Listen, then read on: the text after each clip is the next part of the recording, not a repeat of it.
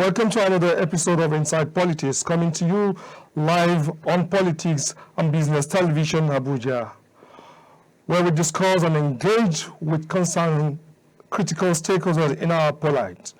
This afternoon, we are honored to have one of the leaders of the Nigerian Student Union, talking about the NANS, National Association of Nigerian Students, and we are going to be looking into the latest move and development in the sports system. You know, some few days ago we saw where the leadership of NANS were protesting that with immediate effect, the NFF, the Nigerian Football Association of Nigerian, should withdraw the announcement or appointment, whatsoever we want to call it, of the new Malian coach that was given to the Super Eagle of Nigerian. And this doesn't go well with most of the Nigerian citizens, and they decide, like, no, we have a vibrant and a well-prepared coach that has, prepared the team and the players of Super Eagle to qualify to the African Cup of Nations. Why changing of this head coach at this critical time? They see it as a step that is not well, consulted, and is not a good development in our football system. I'll be joined live with the comrade Okunomo Erin Adewumi.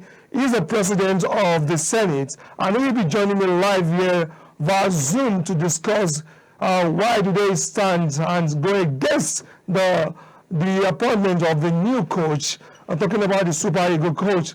And with that, before we delve into that topic with me, before we delve into that topic, we'll be looking at the politics that surround these critical decision by the NFF. And we've been having a series of issues whereby somebody saying the last 10 months, Super Eagle, the NFF has changed close to 5 coach. Why is it like that? These are the things we're going to be looking into, because the NANS has the right, to question the NFF, because we're talking about the youths. And if you check the leadership of this body, I'm talking about the NANS, it's all about, it comprises of the youth, and that's the reason why they are crying out that we don't want it. But before we go into this topic, and before we bring our guests, let's quickly have this short break, and when we come back, we'll move into this discussion. And welcome back to this show from the short break, and we are still on Inside Politics with Shitu live here in Politics and Business Television here in Abuja. Like I said earlier, we're going to be looking into the stand of NANS leaders speak out against the new Super Eagle coach. And here, the Senate president of NANS will be joining me live via Zoom, comrade Erin Adewumi. Good afternoon. Good afternoon. Comrade, how are you doing, comrade? Happy New Year. Nice seeing you. Good afternoon. I'm fine. It's good to have you. Happy New Year. The decision is not out of place. The decision was taken because we want the government, even if we are going to employ new manager for our national team, they should seek for somebody who has past record of victory and somebody who has integrity and all of that. As the case of El Che, history have it that in his previous assignment, he is not competent enough to coach a country like Nigeria. And looking at what we've gone through in our previous matches, and looking at the current state of our football federation association, as in our national team, we need a very competent coach, a very competent team manager who can be able to manage the team, not somebody who already have bad antecedents from where it's coming from. So the case of El Che, we are rejecting it because of his antecedent and because of his previous records, which won't sound well for Nigeria team. And we need the federal government to just take charge and look for a means of adjusting that. Let them get. It is not all about Yes, it is not all about having a lot of winning more than losing. We are talking of victories, trophies that he has gotten all his career in his previous assignment. He has flopped, and there are some cases that he was sacked from his previous team and all of that. So we have those records. Nigerian team don't need that kind of person at the moment. The team needs somebody who can manage the players that are there, who can manage the kind of players that we have. That is the kind of person we need at the moment, not person like Chair. So we are demanding that even if the country is going to seek for a local coach, if they are going to seek for yes, coach from Africa, they should look for they should look inward and look at our sons that are doing very, very well in their coaching line. Let them employ one of them. And if we are going to seek for international coach, we should go and look. If we are going to seek for an outsider, we should go and look for somebody who is capable enough, who have a good track record, who have a good history and good antecedent to come and handle the team for us, not somebody like Chair that his previous antecedent is nothing to write home about. So we are rejecting him. We don't want him for Nigeria. Yes, that is what we are saying. Nigeria need a coach that can manage the team that we have. We don't need somebody like El Che. We need somebody who can manage the team, who is a team player, who have antecedents, who have good records of winning, and who can be able to maintain the standard of the players that we have in Nigeria. At the moment, Nigeria is having one of the best players, in fact, the best player in Africa. And I can say that we need a coach who is mature enough to handle that kind of players, not somebody who we are not even sure of what is coming to do, who is past antecedent is nothing to write home about, who has failed in so many in all ramifications. So we are calling on the government. We are calling on the government to sort for better option instead of LCHL. LCHL with the look of things and checking his record, checking through his antecedent, is not somebody who can perform in that assignment. So we need the federal government to replace him, to sort for better coach for the country, so that we can move forward than this. That's what we are asking for. Yes, we have begin action already, like the one we did in Abeokuta yesterday, where we took our agitations to the Abeokuta Township Stadium. The agitation continue.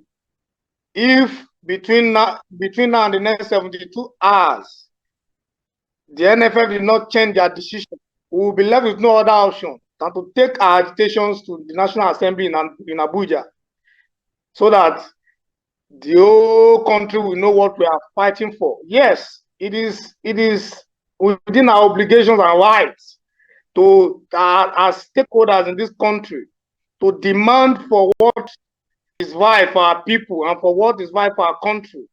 And I want to say that if NFF really want to help President Bola Ahmed Tinubu in his Renew Hope agenda, the man is doing all he could to make sure that this country moves forward. So if they really want to help him, they should also develop our sports. They should also channel that energy in developing our sports. We have a lot of lacunas happening in the sporting area. So they should try and fix things.